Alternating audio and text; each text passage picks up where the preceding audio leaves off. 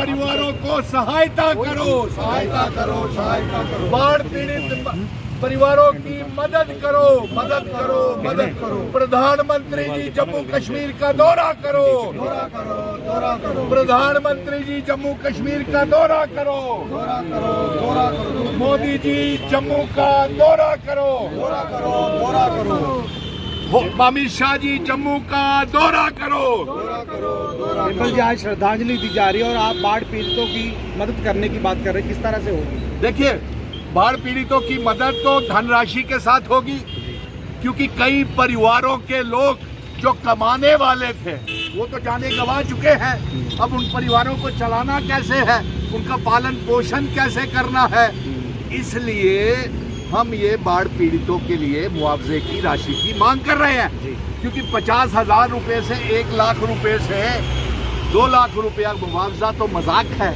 और इसीलिए हम प्रधानमंत्री जी के और गृह मंत्री अमित शाह जी की से ये मांग कर रहे हैं कि वो एक बड़ा राहत पैकेज ऐलान करे, जम्मू का दौरा करे, किश्तवाड़, चशोती, मछेल माता, कठुआ, पुंछ, राजौरी, कश्मीर में भी बहुत जाने गई।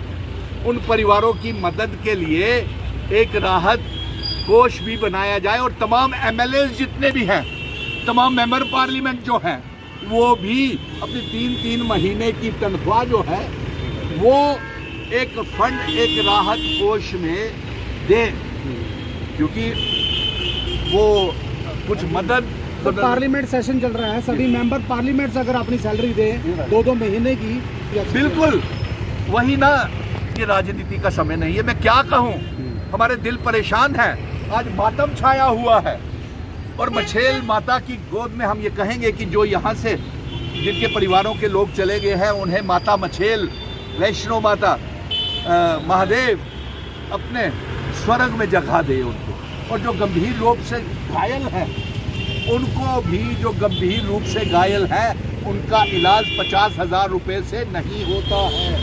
उनका इलाज हम ये कहेंगे कि कम से कम भी 10-10 लाख रुपया जो है वो मुआवजे के तौर के ऊपर जिनके परिवार चले गए हैं, क्योंकि उनके घर से कमाने वाले चले गए हैं भाई। वो जो जख्मी हुए हैं वो कमाने के लायक नहीं रहे हैं, लाखों रुपए का उनके खर्चा होगा। आपने गवर्नमेंट मेडिकल कॉलेज डोडा में क्या व्यवस्था की थी कि जहां से रास्ते में कई दम तोड़ गए, गवर्नमेंट मेडिकल कॉलेज जम्मू में पहुंचाते हुए। आज हम जब हकीकत की बात कर रहे हैं तो ना तो ये एमएलए और ना ही मेंबर पार्लियामेंट अपने 2 महीने की तनख्वाह उसमें डाल रहे हैं, डाले ना, उसमें क्या है। सियासत का समय नहीं है मेरे पत्रकार मित्रों, ये मातम है। लेकिन जम्मू कश्मीर के एलजी ने तो कुछ बोला ही नहीं अभी तक, उनका तो मुंह ही बंद है, अभी तक कोई बात ही नहीं कर रहे। देखिए, एलजी साहब को भी जाना चाहिए था, अब नहीं गए तो हम उनके पाँव थोड़ी पड़ेंगे। उनको दर्द नजर खुद नहीं आ रहा, दर्द नजर कि कितने परिवारों में मातम छाया हुआ। वो जम्मू कश्मीर के नहीं है इसलिए दर्द नहीं नजर आ रहा। अब मैं क्या बोलूं यार, क्या बोलूं, बोलने को दिल में बहुत कुछ है। अगर बोलने के ऊपर आया ना पूरा जम्मू का डोगरा बेटा तो बड़ा कुछ बोलगा मैं।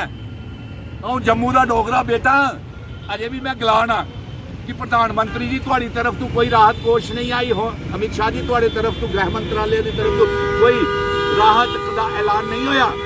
और अगर ये नहीं होया तो और मैं एक गल सारे उनके परिवारों के करने क्यों जी, इस दुख की घड़ी, इस गम के घड़ी दिखी लो, सारे कैमरा घुमा करके सभी का बताएं कि हम उन परिवारों के साथ खड़े हैं। पूरा जम्मू कश्मीर उन परिवारों के साथ खड़ा है, आपको घबराने की ज़रूरत नहीं है।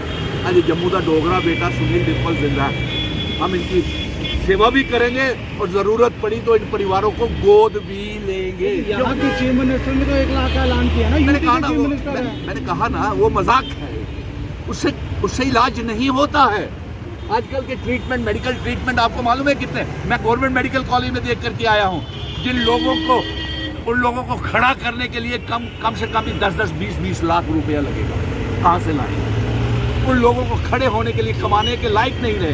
किसी की टांगों में प्लेटें पड़ी हुई हैं, किसी के बाजू कटे हुए हैं, किसी के लोग, आप देखा नहीं है ना, मंजर नहीं देखा इन्होंने वो मंजर हमने आप ही पत्रकारों ने चलाया था। हंसते हंसते पत्रकार वार्ताएं हो रही हैं, कफन छीनते पत्रकार वार्ताएं हो रही हैं, कफन छीनते हुए फोटो सेशन हो रहे हैं। क्या और एक भी दाग इनके कपड़े के ऊपर इतना नहीं बड़ा लगा। हादसा हुआ है, इसमें प्रशासनिक अधिकारी अभी तक किसी ने अपने ऊपर नहीं ली बात। देखिए गलती तो है, प्रशासन को काम करने दिए जाना चाहिए। मैं देख रहा था वहाँ पे विधायक उनको, डीसीज को, आरटीओ को, पुलिस को काम नहीं करने दे रहे थे। ये तरीका थोड़ी है। और अफसोस है, कुताही है कहीं ना कहीं सब प्रशासन की भी।